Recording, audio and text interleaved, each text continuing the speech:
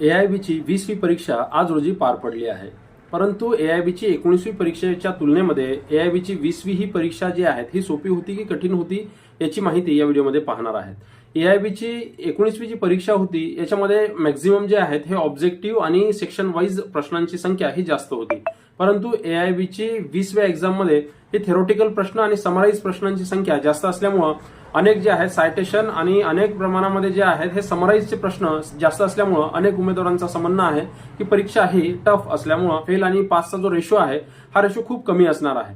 परंतु तुम्हाला मी सांगू इच्छितो की जे AIBचे ज्या उमेदवारांनी चांगल्या पद्धतीने अभ्यास केला आहे, ज्यांनी बेअर ऍक्ट चांगल्या पद्धतीने रेफर केले आहेत, बेअर ऍक्टचा यूज पेपरमध्ये अतिशय चांगल्या पद्धतीने केलेला आहे, अशा उमेदवारांसाठी AIB 20वी परीक्षा पास होणे जास्त टफ असणार नाहीये. लवकरच याचा निकाल जाहीर होईल आणि अनेक उमेदवारांना हेही लक्षात येईल की आपली AIB 20 ही एक्झाम पास केली आहे की नाही. त्यामुळं आपण पुढच्या व्हिडिओमध्ये पाहणार आहे की नक्की AIBची 20 एक्झाम बद्दल सविस्तर माहिती, त्याच्यामध्ये प्रश्नांचे उत्तर तालिका कसे असणार आहेत, आन्सर की येण्या अगोदर आपण त्याच्याबद्दल सविस्तर माहिती पाहणार आहे.